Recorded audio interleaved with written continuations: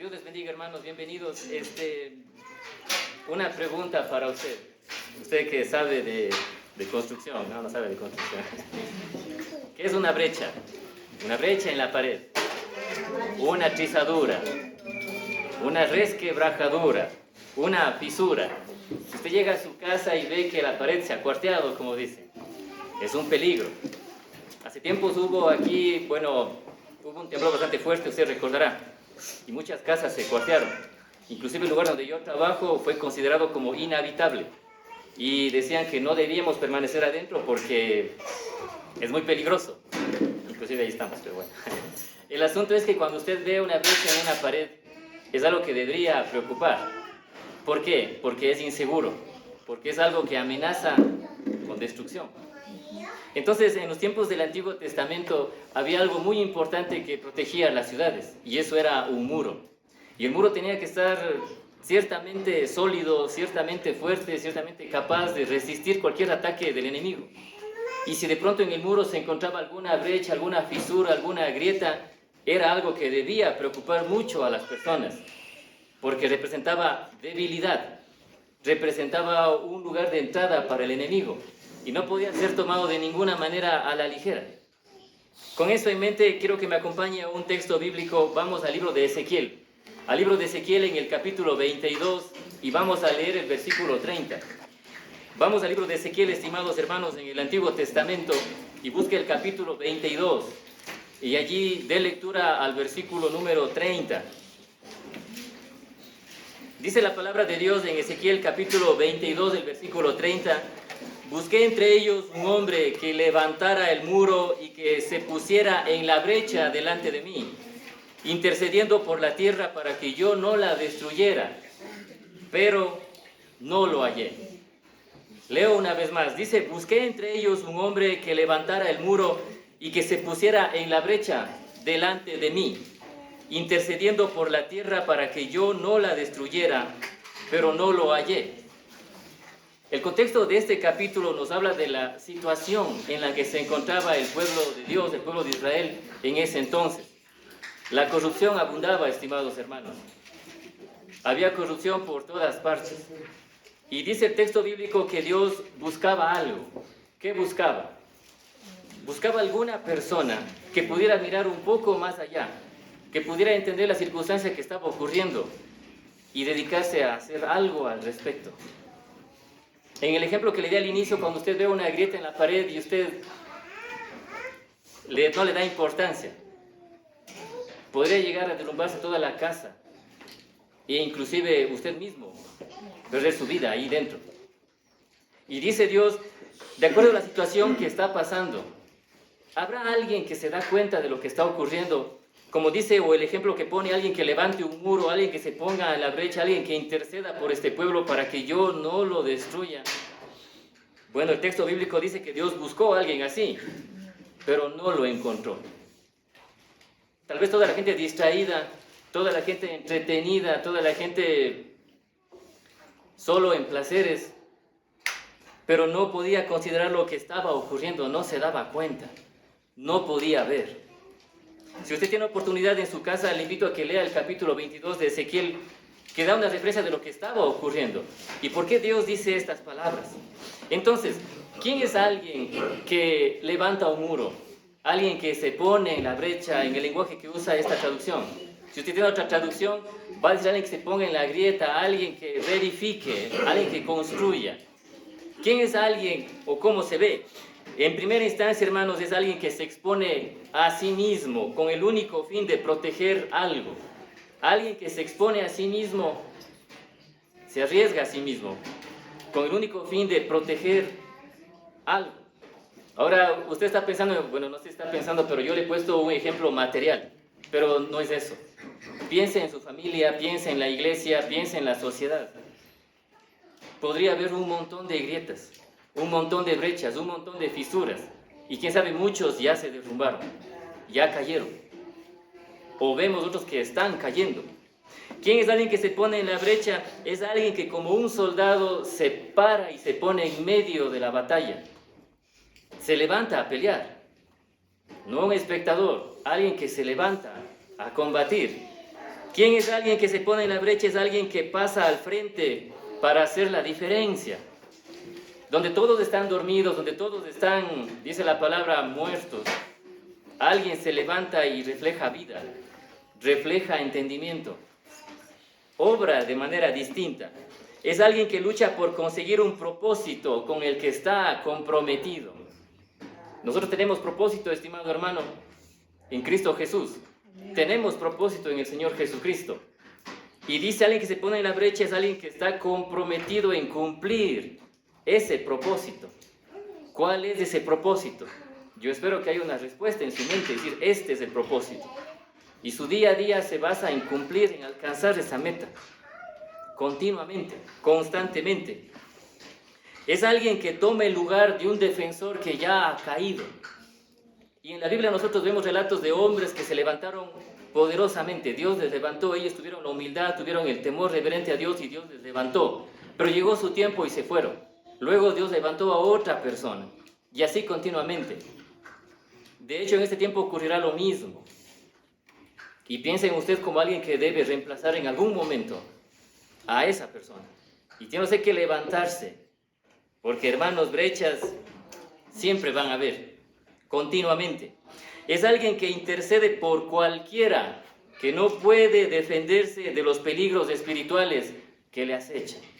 Entonces el texto bíblico decía, busqué entre ellos a alguien que se levantara, a alguien que construyera un muro, a alguien que se pusiera en la brecha, a alguien que interceda por la tierra para que yo no la destruya. Pero tristemente dice que no lo hallé. ¿Por qué no fue hallado alguien de esta característica, con este corazón, con este coraje, con esta determinación? Piensen. Entonces, en el Antiguo Testamento, estimados hermanos, quería presentar un ejemplo de una persona que se levantó, que construyó un muro, que se puso en la brecha y que fue de grande beneficio para su generación. Y de hecho nos impacta hasta el día de hoy. Por favor, acompáñenme al segundo libro de Crónicas. Segundo libro de Crónicas en el capítulo 34. Vamos a leer algunos versículos en este capítulo, pero de todas maneras, hermanos, le invito a que usted en su casa pueda leer el capítulo 34 y también el capítulo 35. Estos dos capítulos hablan de la historia de un hombre llamado Josías. Él fue rey un tiempo en la nación que Dios le destinó donde él naciera. Y le doy un poco del contexto de la situación que ocurría en este tiempo. ¿Y quién fue este hombre? Josías, él fue hijo del rey anterior, se llamaba Amón, su padre. Y de hecho él fue rey en Judá y él reinó durante 31 años. Lo interesante o muy interesante del relato de este hombre es que él empezó su reinado a la edad de 8 años. Las circunstancias eran tan complicadas y de hecho siendo él el sucesor tuvo que enfrentarse a esta responsabilidad desde los 8 años. Es muy interesante. Se dice que al 8º año de su reinado, o sea cuando él tenía 16 años, este hombre se propuso de corazón buscar a Dios, en lo que él conocía de Dios, pero se propuso de corazón buscar a este Dios. La nación estaba muy apartada de Dios, terriblemente apartada de Dios. Había corrupción por todas partes, pero este hombre, en lo que él conocía de Dios, dispuso su corazón para buscar a Dios. Ahora, él también procuró restaurar, procuró reformar la vida de su reino, por lo que él comenzó a quitar todo vestigio de idolatría que existía en su nación. Usted puede leer en el versículo 3, échele un ojito al versículo 3, nada más léalo para usted. Luego más adelante en versículos 26 y 28 se dice que a los 18 años de reinado de esta persona, en plena obra de restauración del templo, dice que fue hallado el libro de la ley que fue dada en ese contexto para guía del pueblo de Israel. Y dice que las personas que encontraron el libro de la ley fueron ante el rey y le dijeron, mira rey, hemos encontrado la palabra de Dios. Y dice el texto bíblico, usted puede leerlo, como le digo, en versículos 26 al 28, un poco antes también, que dice que él al escuchar el texto bíblico, la enseñanza, él rasgó sus vestidos. realmente se compungió de corazón, porque se dio cuenta de todas las atrocidades, de la forma terrible, cómo el mismo pueblo de Dios se había corrompido, cómo el mismo pueblo de Dios había dejado de servir al Dios vivo y se había vuelto a cualquier ídolo, a cualquier banalidad de esta vida. Y por lo tanto, había un juicio durísimo sobre ellos. Es muy interesante también que luego de que él escuchó la lectura de este texto bíblico, él ordenó juntarse en un lugar a todos, tanto los más viejos como los más jóvenes, absolutamente todos, y todos iban a escuchar la ley de Dios. Todos, sin excepción. Porque todos debían ser instruidos sobre esto. Luego, con más de guía, con más autoridad, él persiguió absolutamente a todos los adoradores de ídolos. Destruyó lo que se llamaba los lugares altos, que eran lugares donde la gente iba a sacrificar a los ídolos. Inclusive asesinó a los sacerdotes que servían a los ídolos sobre el mismo altar. Mire la determinación y el coraje de este hombre para poder, o el empeño que tenía para reformar la vida de su nación, para que ellos pudieran volver al Dios vivo y verdadero, del cual se habían apartado ya hace mucho tiempo y por la razón por la cual habían cosechado mucha desgracia en sus propias vidas, en su nación. Es muy interesante esto, estimados hermanos. Y un punto muy importante que también usted puede leer en el capítulo 35, el capítulo que sigue, es que desde los días del profeta Samuel, que han transcurrido bastantes años desde el profeta Samuel hasta este rey que le estoy hablando, el rey Josías, no se había hecho una Pascua. Quiero decir, el pueblo de Dios no se había acercado a Dios de la manera como Dios había destinado que el pueblo debía acercarse a Él. Tanta fue la irresponsabilidad, tanto de líderes como de líderes políticos como religiosos, que nadie había enseñado al pueblo cómo honrarle a Dios. Y el capítulo 35 habla enteramente de cómo este rey volvió a la palabra de Dios para conocer cómo Dios había destinado que debía ser el acercamiento del hombre hacia Dios, y fue una celebración digna, como Dios espera que se haga. Entonces, usted que de pronto en su casa ha leído la historia de este hombre, o puede leer, usted va a decir que bien, esta persona cómo realmente se paró en la brecha, en la situación tan terrible que estaba la nación, y con gran coraje, con gran determinación, con gran compromiso, con conocimiento, hizo lo que pudo para que la nación, para que las familias, para que la iglesia pueda hacer lo que Dios espera que sea. Amén, dice usted. Pero piense algo. ¿Fue fácil para este hombre hacer aquello? Yo al menos tengo aquí 3 puntos que leeremos ahora sí un poco en la historia de este hombre. ¿Cómo fue que él se puso en la brecha? ¿Cómo fue que este hombre construyó un muro? ¿Cómo fue que este hombre fue usado por Dios para este fin? Y de hecho es el llamado para cada uno de nosotros, estimados hermanos. Solo les recuerdo, la situación en la que él vivió no era nada sana. Todo estaba plagado de corrupción, inclusive dentro del pueblo de Dios. Vamos a lo primero, estimados hermanos. ¿Cómo fue que este hombre, este creyente, Josías, se puso en la brecha? Lo primero, al ir en contra de lo aprendido de sus antepasados, al obrar diferente de lo que él había aprendido de sus antepasados. ¿Y por qué digo esto? Usted está en el libro de Crónicas, ¿verdad? Busque el capítulo 33, una hojita atrás. Y iniciando el capítulo 33 de Segunda de Crónicas, ahí está la historia de un rey que se llama Manasés. Lea solamente para usted los primeros versículos, dele una hojita a los primeros versículos, e inmediatamente usted va a encontrar que este hombre Manasés hizo lo malo ante los ojos de Jehová. Hizo lo malo ante los ojos del Señor. Y luego hasta enumera qué fue lo que hizo. Se dedicó a la idolatría, a la inmoralidad, a la corrupción. Este hombre Manasés fue el abuelo de Josías. Ahora, si usted llega en el mismo capítulo al versículo 21, ahí usted va a encontrar la historia de un hombre llamado Amón. Porque luego de que Manasés murió, subió al trono su hijo llamado Amón. Y si usted puede ver en la palabra de Dios y tenga una palabra de Dios para que pueda leer, usted va a ver cómo era este hombre Amón. ¿Y qué dice el texto? Usted que está leyendo. Dice que se corrompió aún más que su padre. El abuelo siquiera medio que en el corazón le daba algún dolor por hacer o por ser como era. Dice que este hombre ni siquiera se arrepintió. durísimo de corazón y condujo a la nación a la desgracia total. Este hombre muere, Amón, y luego le toca suceder en el reino ¿a quién? A su hijo, que era Josías. Pregúntese, estimado hermano, ¿tenía este hombre Josías razones para justificarse, para vivir impíamente?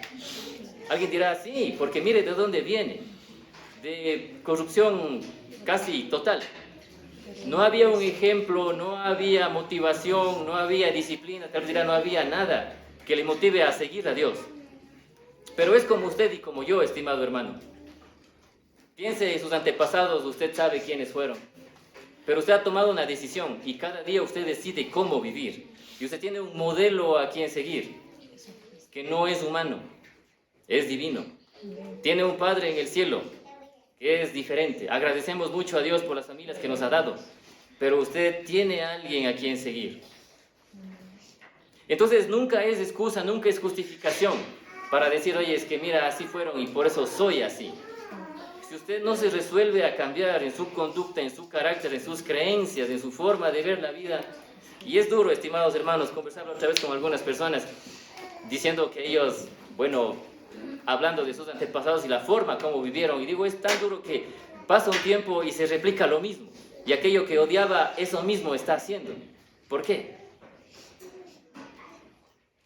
Piensa en este hombre Josías, a la edad de 8 años, frente a tremenda responsabilidad de guiar a una nación, y ni siquiera una nación dócil, una nación rebelde, una nación distraída, una nación dada al placer, dada a la ociosidad, a la vagancia. Y él tiene que, en su corazón, determinarse para buscar a Dios.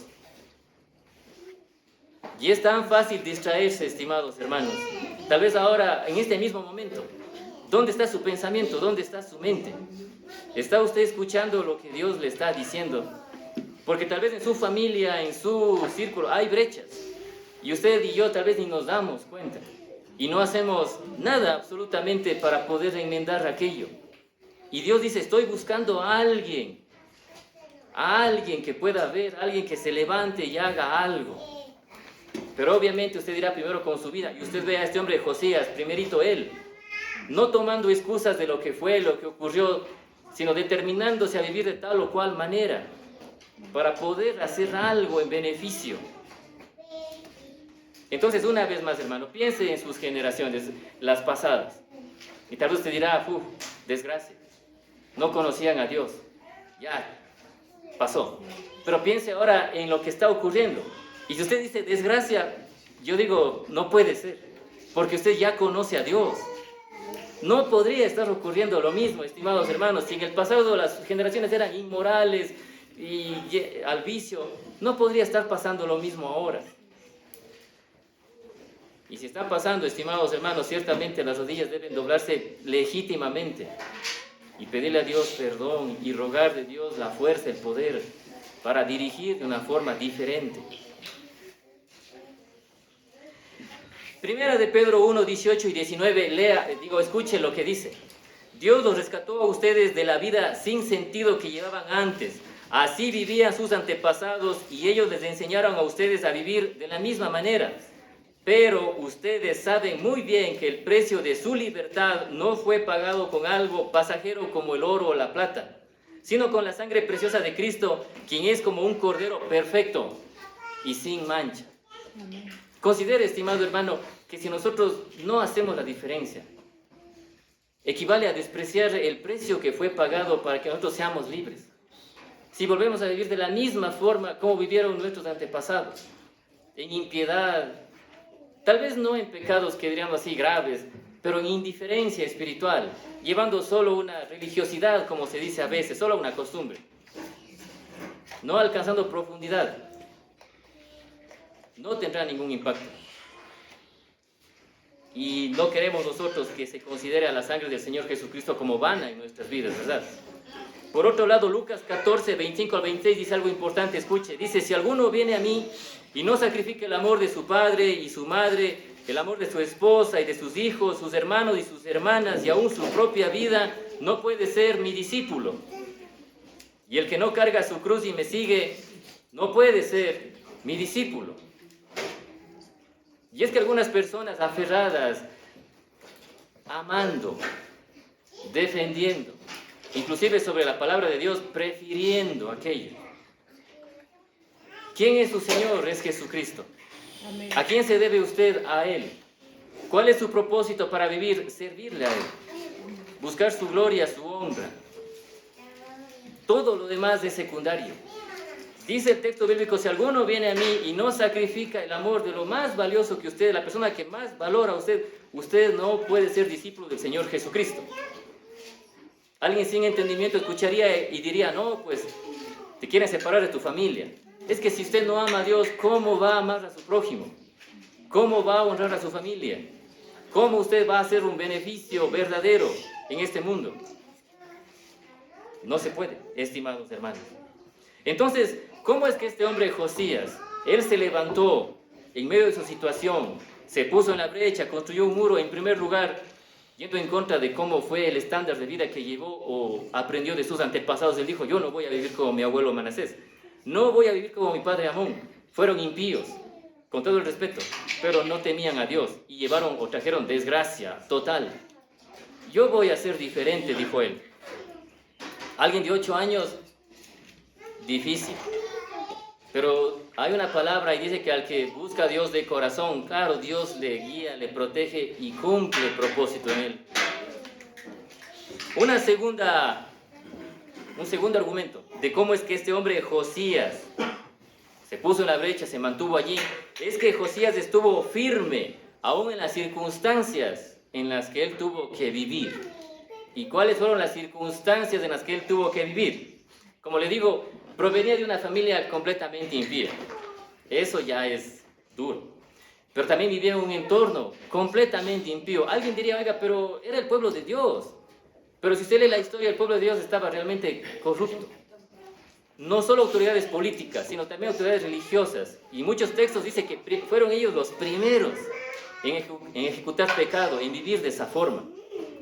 Entonces, piensen usted nada más.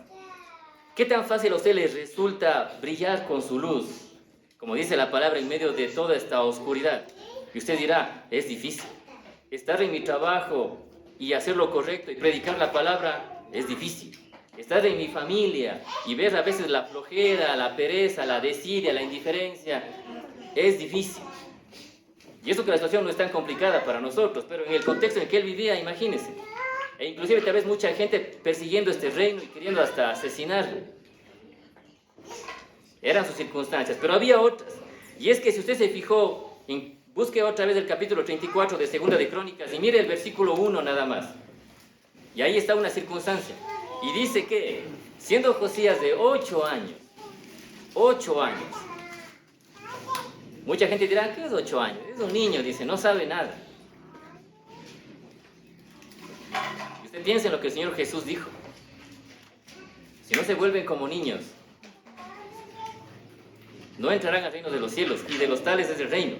Pero luego no solamente en su niñez, sino en su juventud. Versículo 3 dice que 16 años él se resolvió a buscar a Dios. En lo que podía, en lo que sabía, pero él dijo, voy a buscar a Dios porque todo está mal, todo está agrietado.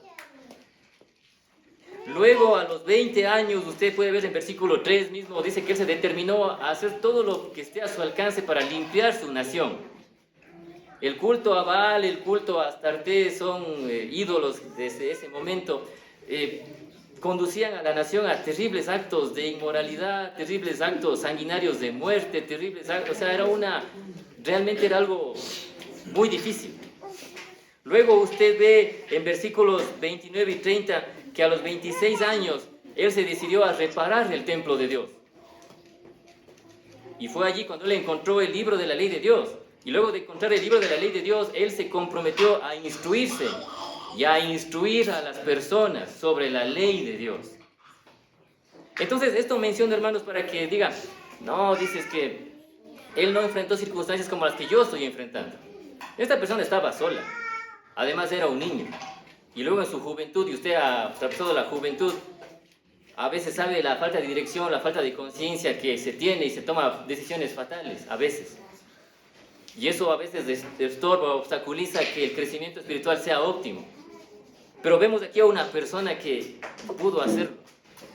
Y a pesar de las circunstancias, Dios le bendijo y logró hacer mucho. Piense cuáles son sus circunstancias. A veces uno se justifica, soy demasiado joven. Otro diría, soy demasiado viejo.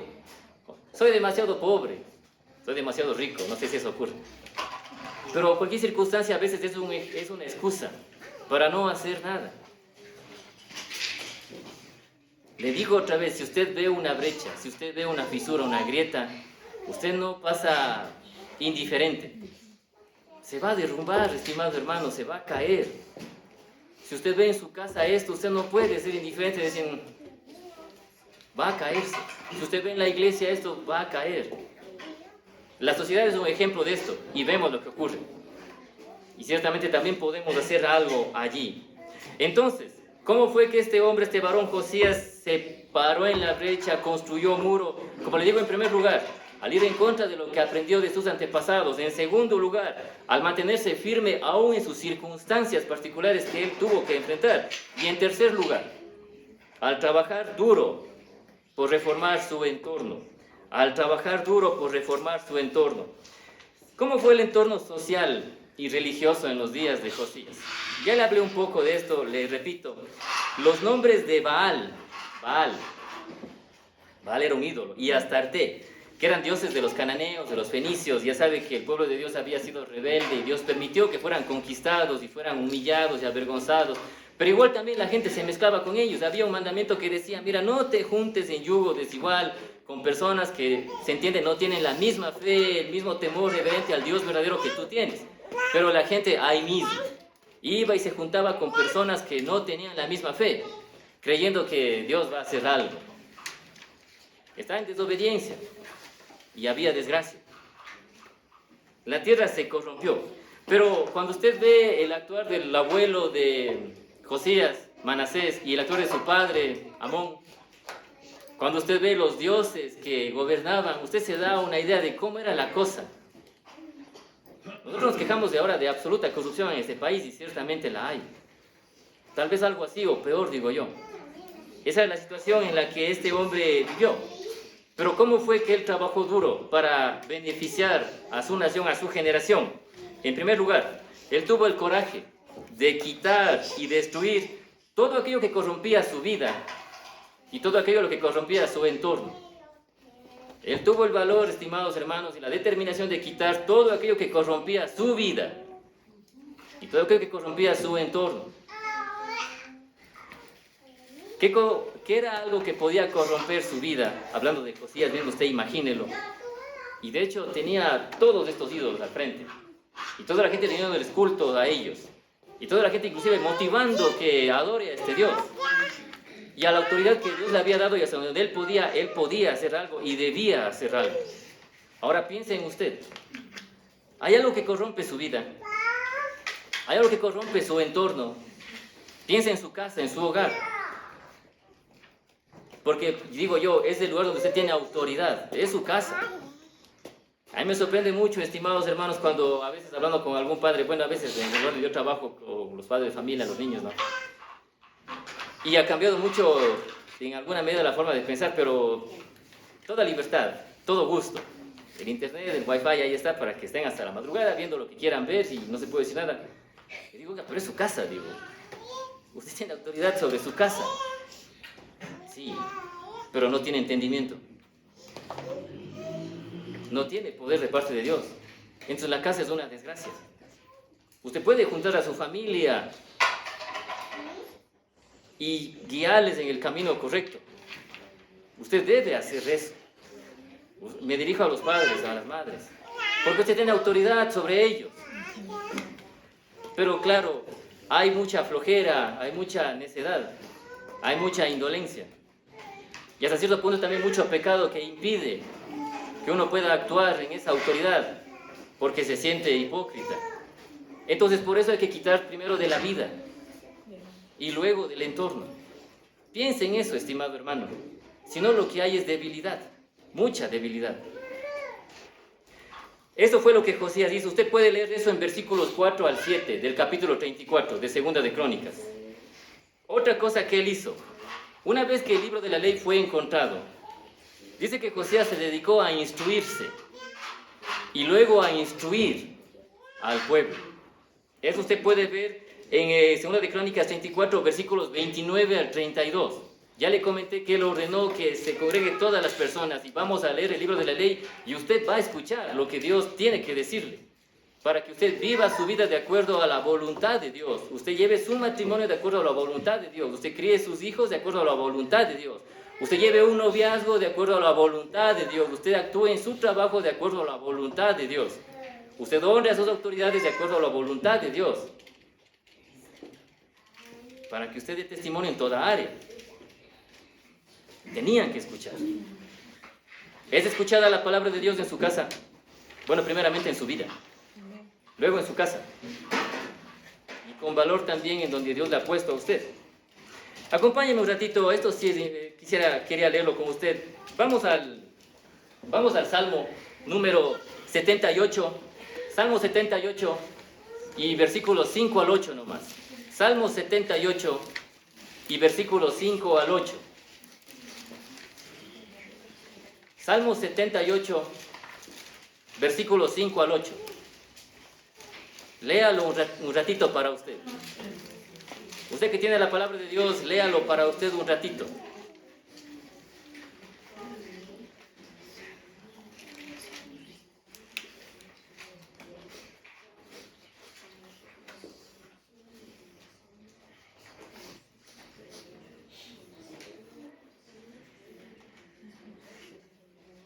Listo, ¿qué dice? La palabra de Dios tiene que pasarse, hermanos, de generación en generación. ¿Quién sabe usted, y solo usted sabe de dónde viene, y usted ahora es creyente, usted es cristiano? No sería nada favorable, lloramos que no sea así, hermanos, que solo con su vida se termine el cristianismo en su generación, y luego sus descendientes impíos, destinados a perdición. Nadie quisiera eso, ¿verdad? Pues si usted ve brechas en su casa, entonces usted tiene que ponerse en esta. Fue lo que hizo este hombre, es el ejemplo. Y la tercera, ¿cómo fue que Josías trabajó duro por reformar el estilo de vida de su nación? Eso le dije, está en 2 de Crónicas en el capítulo 35, específicamente en versículos 16 al 18. Vaya a 2 de Crónicas capítulo 35, versículos 16 al 18. Y ahí usted va a leer que este hombre, y dice enfáticamente en la palabra de Dios, que desde el tiempo del profeta Samuel hasta el tiempo de Josías, no se había realizado una Pascua legítima, una Pascua verdadera. La Pascua era algo que los judíos, el pueblo de Dios, tenía que hacerlo, era parte del culto, era el recordatorio de cómo ellos fueron liberados de la muerte cuando fueron sacados de Egipto, y debía celebrarse. Pero a causa de la impiedad, a causa de la inconstancia, a causa de la ignorancia, se perdió todo esto. No solo se perdió, se corrompió, se adulteró. Una sucesión de reyes impíos, de dirigentes que no temían a Dios, de padres irresponsables, se había olvidado. Pero viene este hombre, se instruye en la palabra y conduce al pueblo a una adoración verdadera. Lo hace. Y como le digo, es enfático lo que dice, desde el tiempo de Samuel no se había hecho. Entonces, imagínense cuánto tiempo puede pasar la vida de una persona o una familia sin acercarse legítimamente a Dios. ¿Y todo por qué? Porque Dios busca a alguien y no encuentra quien lo haga. Cobardía, ignorancia, hipocresía, podría ser eso. Acompáñenme un ratito a 2 de Reyes capítulo 23, 25. 2 de Reyes capítulo 23 y el versículo 25. 2 de Reyes 23, 25 dice lo siguiente: ni antes ni después hubo otro rey como Josías que se apartara de su maldad y obedeciera a Dios con todo su corazón y con todas sus fuerzas. Luego en 2 de Crónicas 34, 33 dice: Josías suprimió todas las costumbres detestables que había en todo el territorio de los israelitas e hizo que todos los que se hallaban en Israel adoraran al Señor su Dios. Y dice que mientras Josías vivió, el pueblo no abandonó al Señor, Dios de sus antepasados. Piensa en la influencia, el impacto que esta persona tuvo. La gloria es de Dios, estimados hermanos. Amén. pero Dios se vale de instrumentos humanos para glorificarse. Y esta persona cumplió con ese llamado. Eso es para nosotros hoy. Alguien que se apartó de toda maldad, de toda iniquidad, se edificó en la verdad y procuró que esto llegue a todas las personas. Y además sirvió de modelo, sirvió de un ejemplo, de un estandarte para que la gente diga, mira, esa persona me motiva, me influencia, me impulsa a seguir adelante. Es una buena influencia. ¿Es usted así? ¿Quiere usted ser así? Usted dice, amén, yo quiero ser así. ¿Qué le requiere a usted? Ya sabe, la gente estaba casada con sus ídolos, había que destruir aquello. Había que sacar eso de la vida, había que ser honesto, había que ser sincero. Dios conoce todo, estimado hermano, no se puede ocultar de Él. Y como se ha dicho, hay dos formas. Una es que usted voluntariamente se humille ante Dios, confiese su pecado y que Dios le cubra con su gracia, de hecho que sí. O dos, que Dios le descubra y le avergüence y le humille al mirar su pecado que usted no quiere abandonar.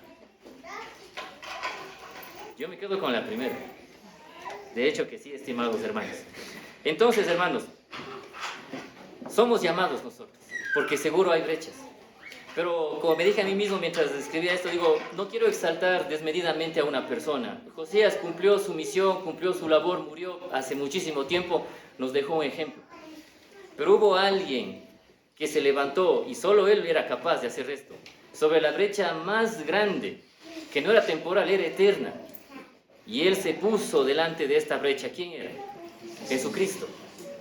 Y usted que ha leído el relato bíblico sabe lo que a él le costó pararse al frente, sacrificarse, exponerse a sí mismo, por alguien que ni siquiera se daba cuenta de lo que estaba pasando, que era yo o usted.